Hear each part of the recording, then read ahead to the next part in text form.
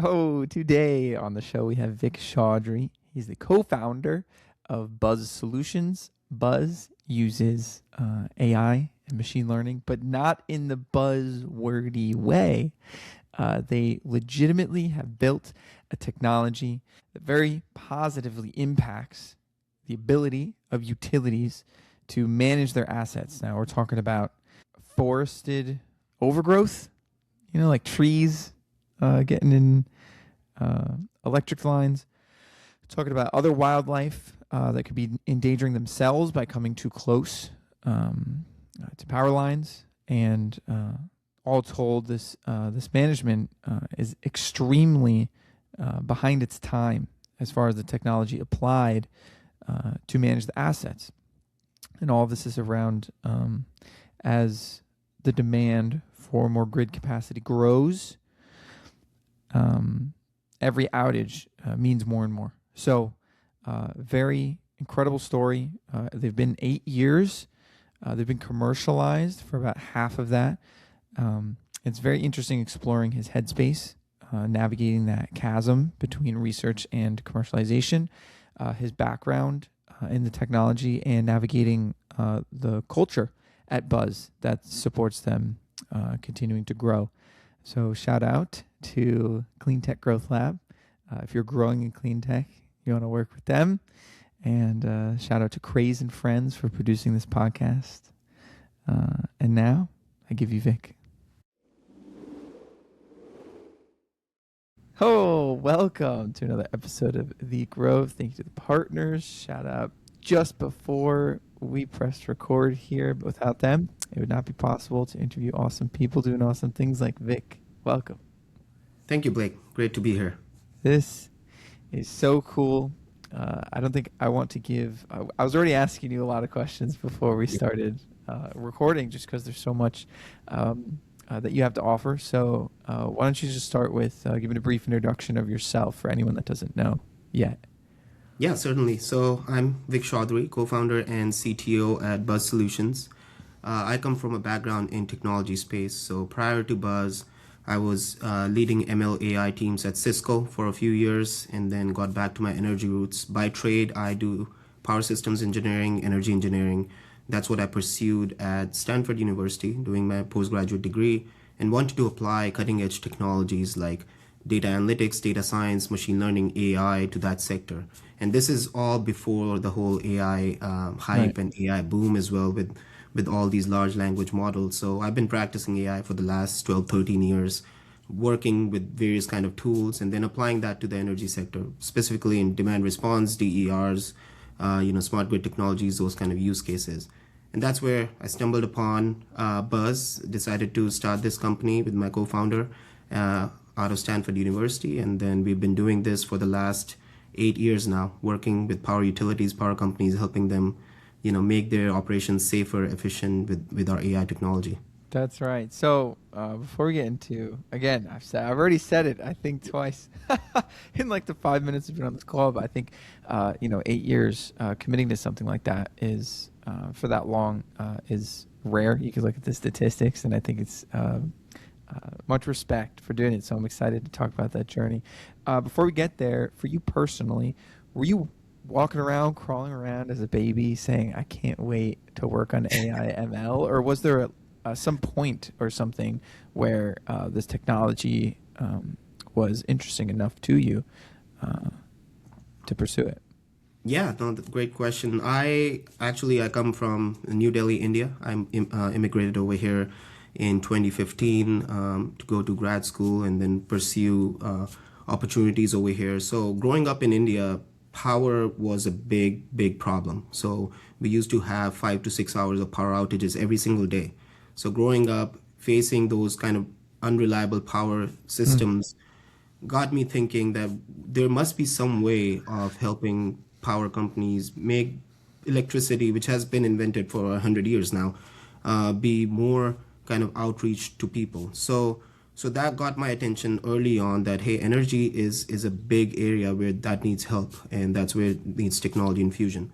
But then growing up in New Delhi, there was a big problem of pollution, specifically air pollution. So when I was in my undergrad, we We used well, I built with my team a drone from scratch and flew it around the city of New Delhi with some Mm. gas sensors integrated on that to collect pollution monitoring readings. And we were able to find that the pollution was so bad that it was comparable to smoking 20 cigarettes at the same time.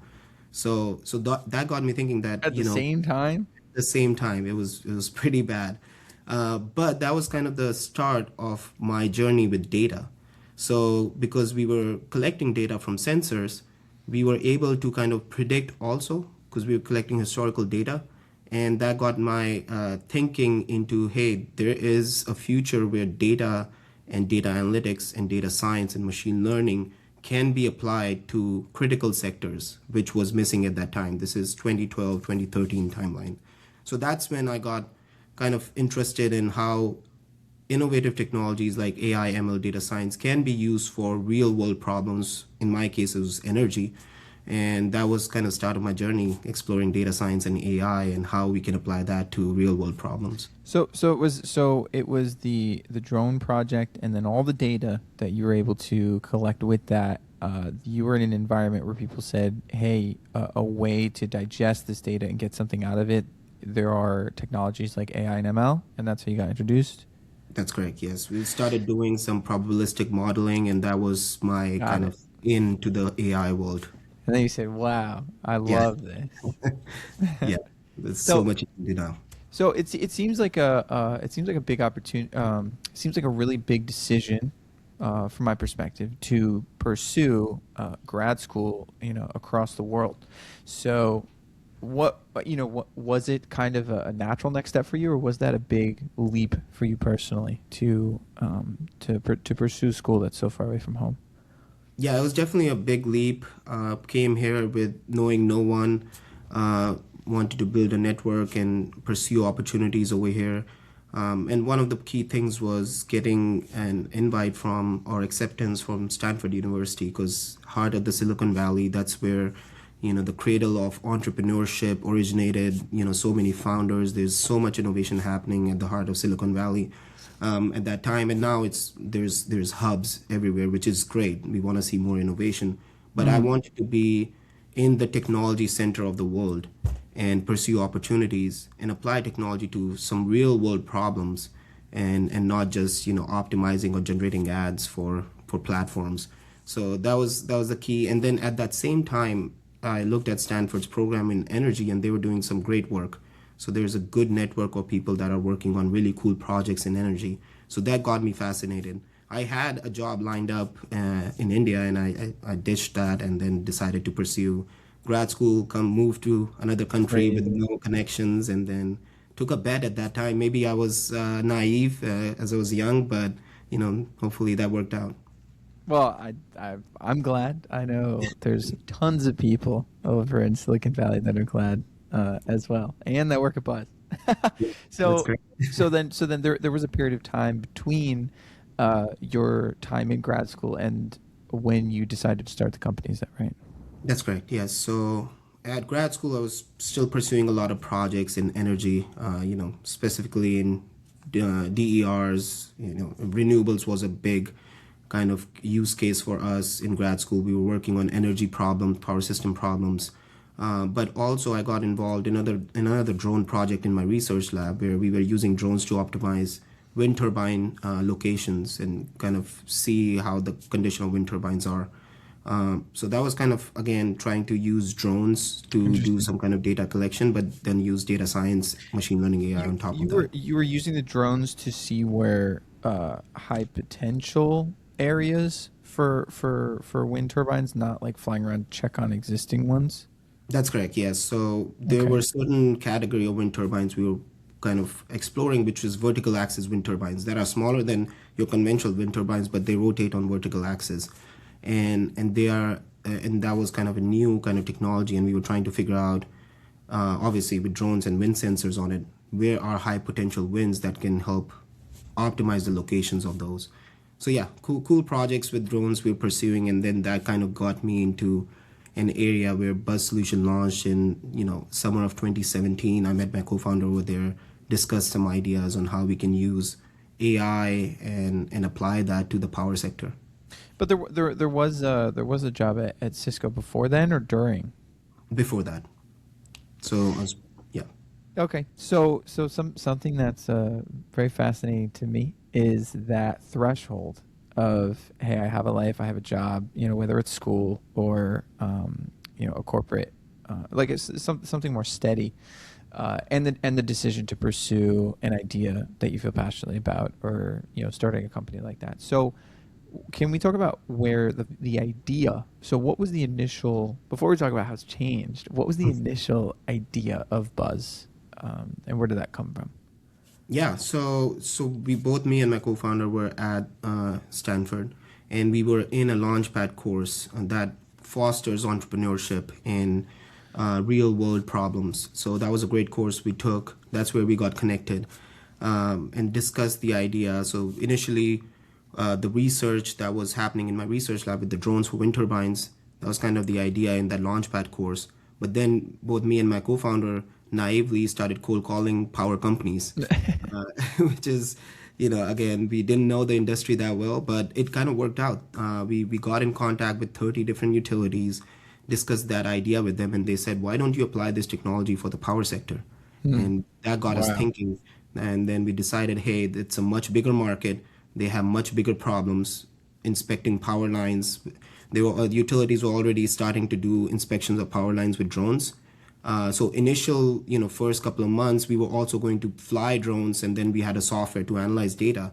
But soon we realized that A, none of us are drone pilots. B, we don't want to be in a very saturated drone market.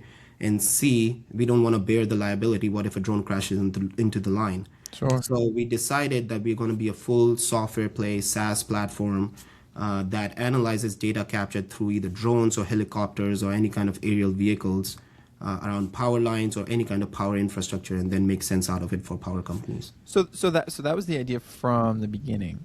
That's correct. And so did you, again, just clarifying the timeline, so you guys came up with this idea and then you went and had a job for several years and then launched the company, or the job came before that? The job came before that. So interestingly, launched the company. We were working on the product. So we've been in the we launched the company. It's been 8 years since incorporation. But for the first few years, we were building the product. So from the timeline of 2017 till 2019, we were building the product. We were building these proprietary AI models and getting access to a lot of proprietary data from utilities and different partners. Full time or part time building out the products? Full time building the product. Wow. Okay. Yeah. And pursuing that. And then after that, we started commercializing in 2019. So running proof of concepts with utilities, and we started running pilots, and then COVID hit. So that was an interesting time as well in 2020. Yeah. Interesting. Yeah, but the good thing was people needed power, and utilities are recession proof industry. So it was even more demanding for utilities to kind of use remote sensing technology like us.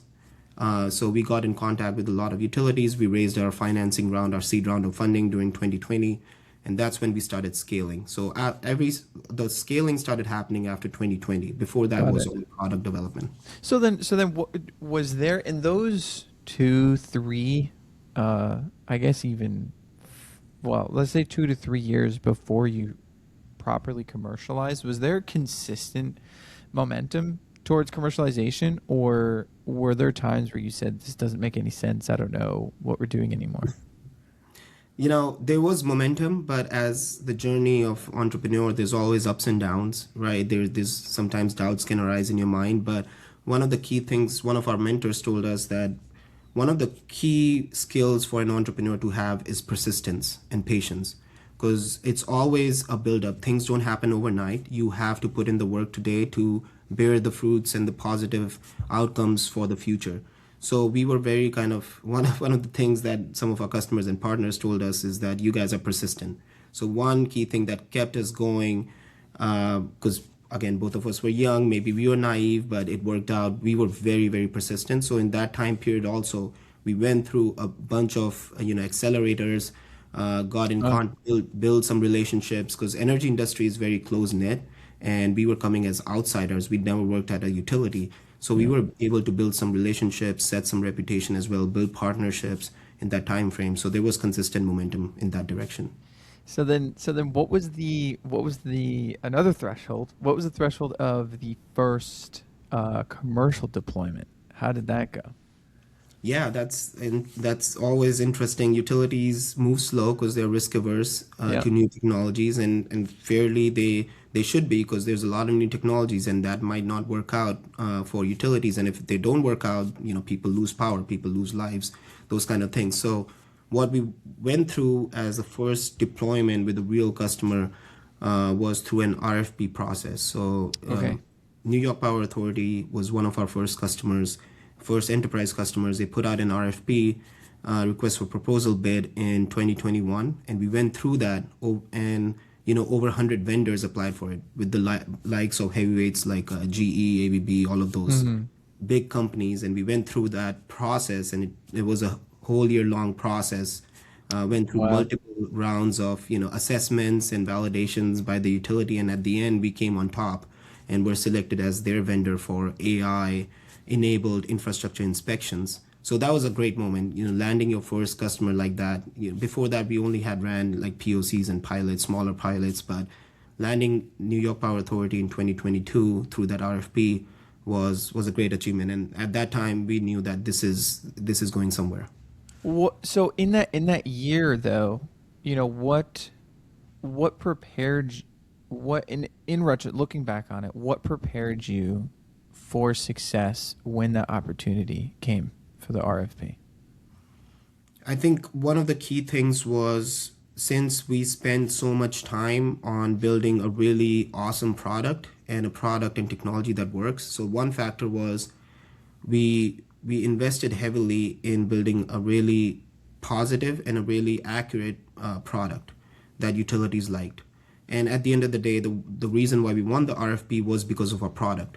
So the utility, New York Power Authority, did, at the end they had like 10 vendors left, and they did an assessment, which we call an AI bake off, which was, they gave us a blind data set and gave everyone 30 minutes to process, analyze the data set. So that 30 minutes, because they don't want anyone to manually kind of go through it, imagery.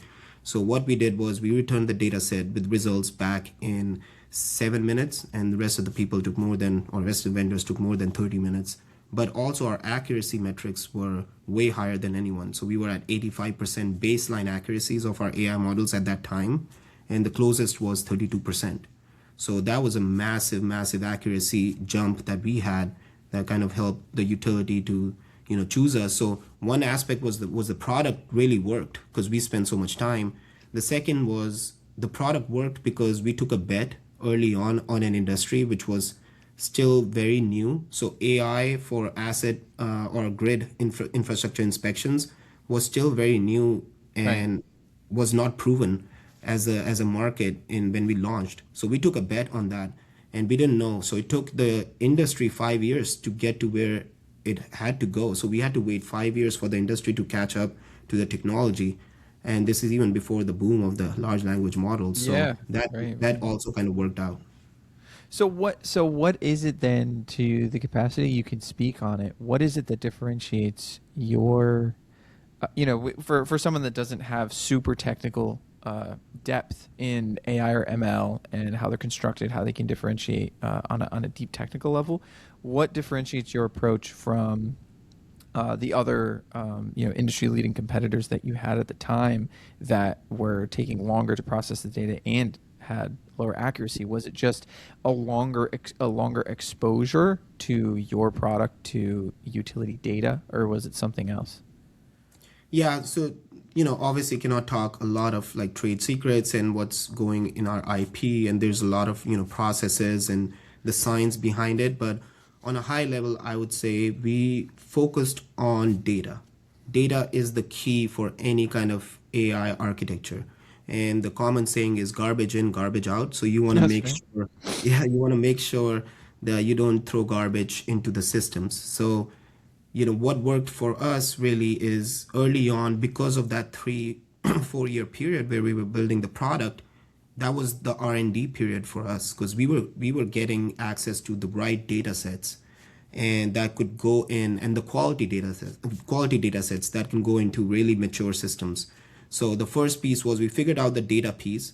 If there was another Silicon Valley startup that comes in today and tries to build this, they won't be able to because there's no publicly available data uh, for this critical infrastructure that utilities have. So they cannot go in. It takes time to get access, but at the same time, we were at the right place at the right time where utilities were still new, figuring out how to manage the data. And we had a promise that we can help them manage the data. So that really helped early on to build our products, do our research and development, align with the right partners.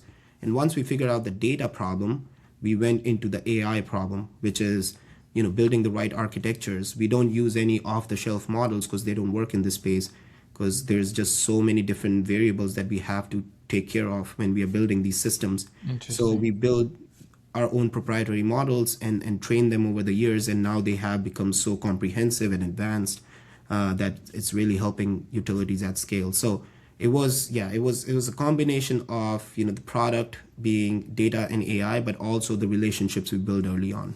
So shifting a little bit into, I mean, another critical piece of building the company. What have you learned? What can we take away from those early years? Like you said, the first 5 years for the industry to come around, and now you guys are finding a lot of success. Mhm. But what can we take away from your co-founder dynamics, or if you guys had early hires after your seed round, around how you built the culture that enabled and catalyzed the patience, the persistence, in order to build your product? Yeah, no, certainly. And, entrepreneurial journey is all about dynamics within the team, and you have to facilitate a positive team culture. But, early on, so my co founder, she has a business background. She comes from economics, finance, and I have a technology background. So it was obviously a really natural fit, which was, business and technology working together. So that was the first kind of team dynamics that really worked out. Sometimes the dynamics they don't work out because there's clashes in the skill sets, but in this case, this was a natural fit. Then we started building the team. Obviously, we hired after the seed round. We hired some critical engineers to keep building the product, make the product better. Because with utilities, obviously relationships helps, but in our case, the product was dictating it. Utilities want to see good solutions. They had been promised a lot. We had competitors at that time that went out of business because their product didn't work. There was a lot of over promising and under delivering. We believed in delivering quality products to the utilities, so that really Okay. helped. We brought in the right engineers at the right time. Then we started bringing in, after we raised further rounds of financing, hey, now we have the product nailed down. Let's bring in sales operations into the mix. So then we started hiring sales resources, business resources, because once we have done it a few times, sold, led the founder-led sale with utilities a few times, now we can replicate that with the sales team. So that was our journey. And in terms of the team culture, we really, really value ideas. We obviously keep an open door policy of fully remote team, and team is spread out across the country, and it's been working out for the last 5 years. But the key aspect is building team dynamics, and then team culture. So yeah, obviously keep an open door policy. We are fully remote teams spread out across the country. We always value ideas. So we think that transparency and ideas are key to building really great team cultures as well. So are there any, and I do want to get to, post industry coming around, post commercialization, things like that, the acceleration of the company, your experience doing that, because I also think that's valuable. Are there any, I don't know, let's say whether it's in the hiring, or the team building, or whether it's within product decisions, were there any major mistakes that you made that you look back on that really shaped the way that you navigated the company after that? Yeah, I mean, growing a venture from zero to one is always very, very tricky, and mistakes happen, and you learn from them. There's a saying that 90% of startups fail, so Mm, there's always risks involved.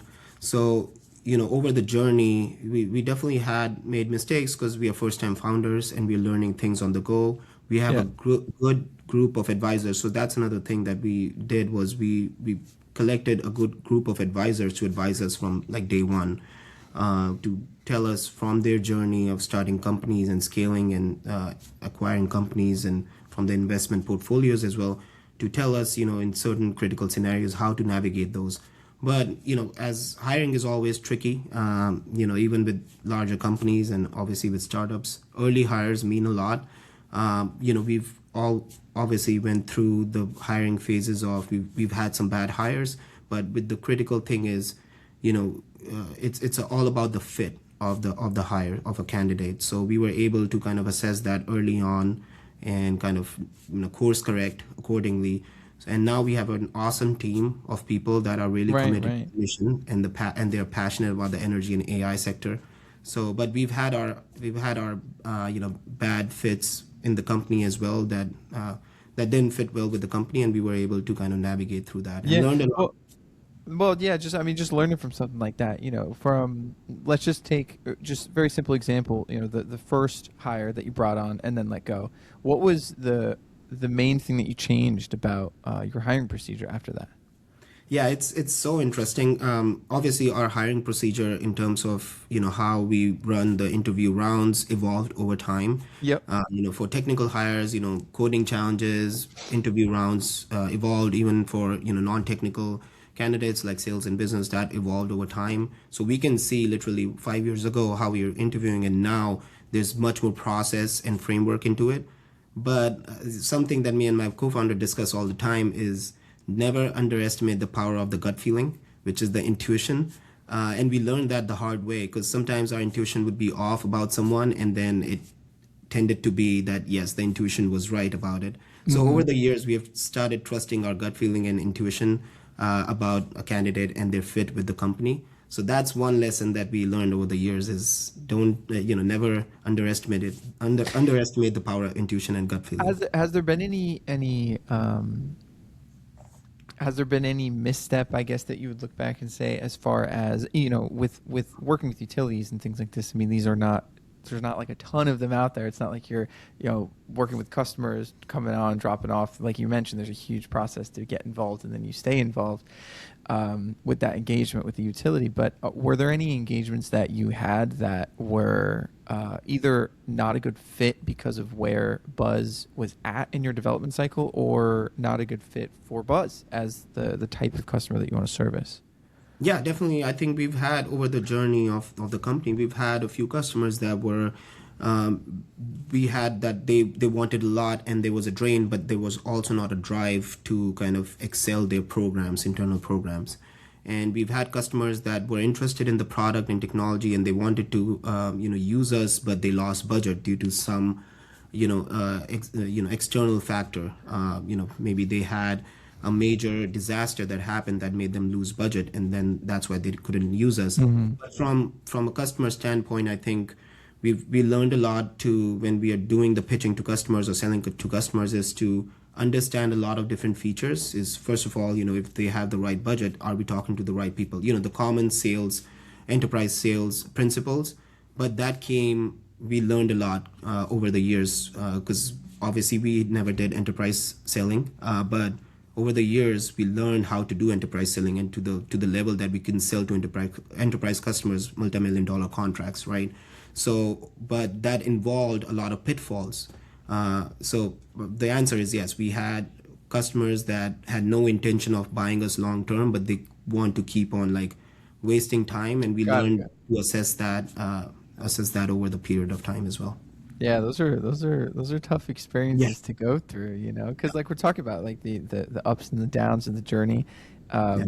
I think one of the craziest things, one of the hardest things I think in the journey is to acquire your first customer, acquire your first couple customers, especially when you're doing something novel like what Buzz is doing, and to have one or multiple of those customers end up being really difficult engagements, whether it's some the person that you're working with, or because it's just genuinely not a good fit, and you don't know that yet as a founder because you're still learning, like you said. Those are really tough experiences to go through. So I'm glad to see that you guys made Yeah. it to the other side. So from as a founder in the space and your experience with AI, ML, things like this, I think you have a obviously really good pulse on the technology, on the industry, where it's going. And it's also interesting that you have to be in energy as well. So if you could just give how has the industry, since that threshold of when they were ready to engage with Buzz, how has the industry changed, and why? Outside of this whole data center in the mainstream. Yeah, so there's been a massive change in the industry over the years. So, you know, 20, 25 years ago, utilities were still inspecting their power lines and power infrastructure with helicopters, and they were manually kind of going through reports and looking at this infrastructure. But what has changed over the years is, the weather has gotten extreme. There's more stress and strain on the power grid due to electrification, renewables coming online, there's electric vehicles coming online, and industry is becoming electrified in general. And then recently, now we're seeing the data center load being massive driver for utilities to get more capacity on the grid. So what that requires is, the grid is, think of it as a highway of electrons, and now it's starting to be two-way and it's starting to get congested. What that means is that the wires degrade much faster, the electrical equipment degrades much faster, and then you have the consequences of like weather conditions that are, vegetation on the line that can be a fire risk, or like higher drought or higher heat kind of climatic conditions that could be a fire risk, and we have seen wildfires spark due to failed grid infrastructure.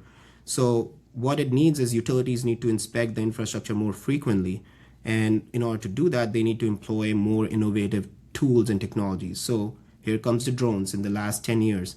With drones, they can inspect much more infrastructure, much more frequent infrastructure, and then easily and save a lot of cost, make the operations efficient. But that also means that the data that they collect is becoming 10x. So, and just to give you context, a utility like PG&E collects like 50 million images annually. So that's a lot of data for utilities to manage.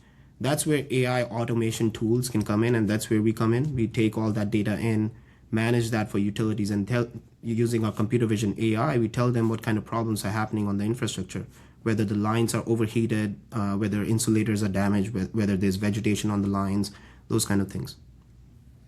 So, what is in this space of, let's say, utility? How would you describe it? Like utility damage control?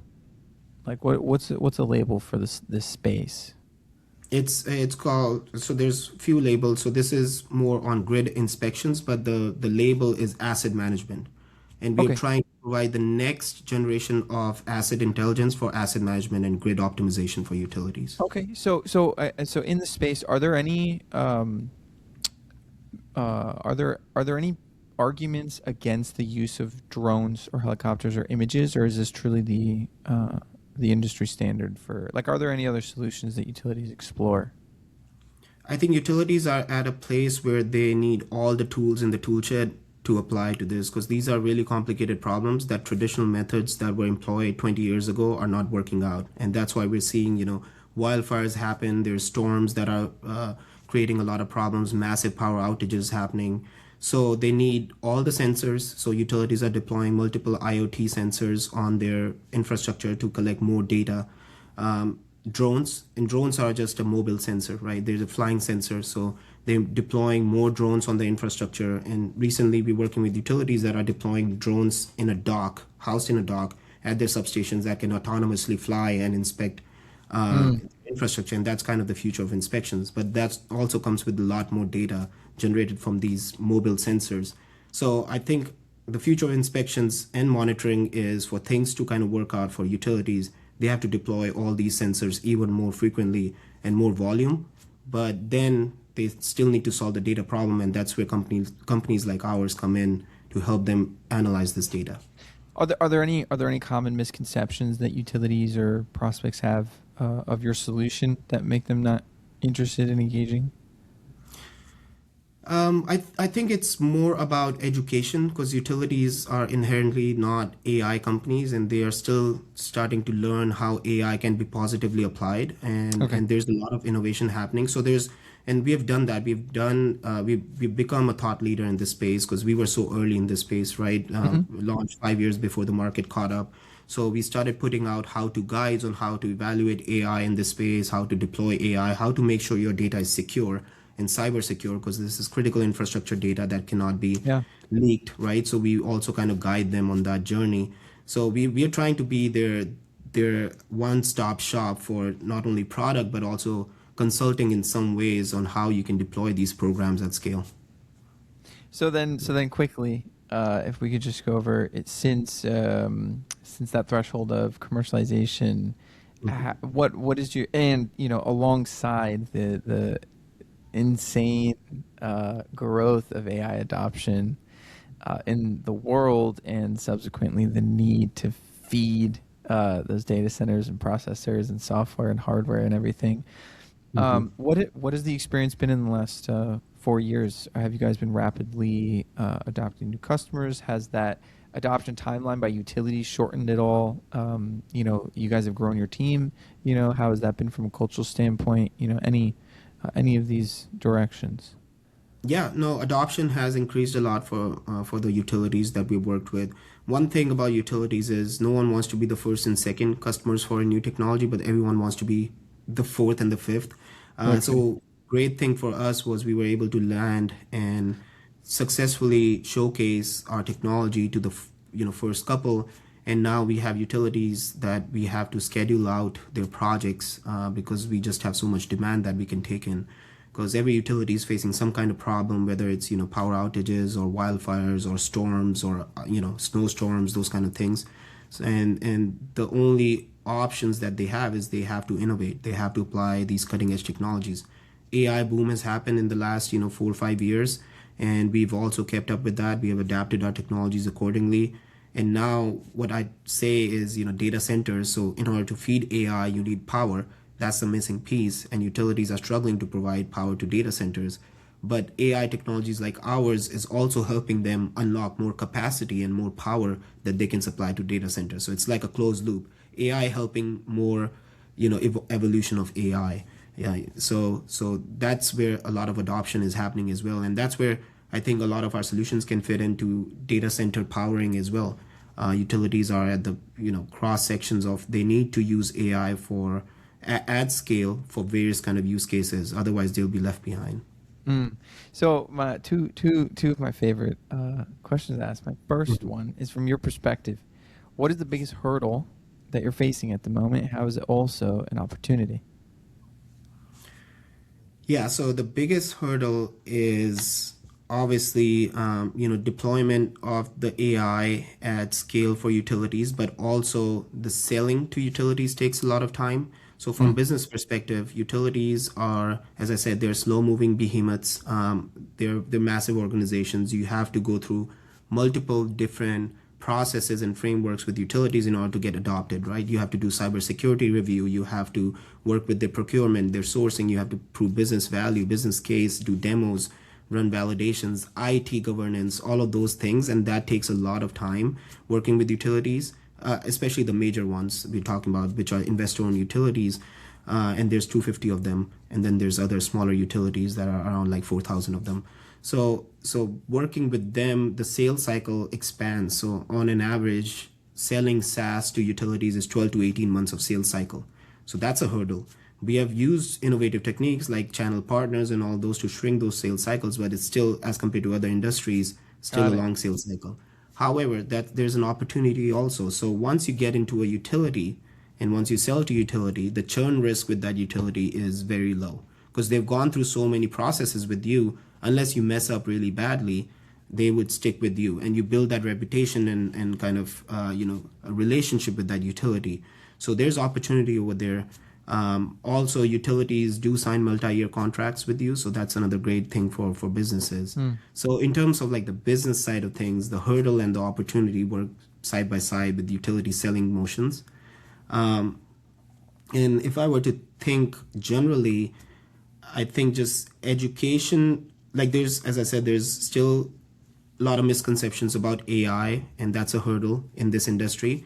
But that also gives opportunity for a player like ours to come in and become that thought leader, and that's what we're trying to do, because we have had that experience with the AI programs and cycles on how to scale those, how to effectively deploy those, and that gives us kind of an advantage of having a first mover advantage early on to be in this sector and kind of scale that with our utility customers.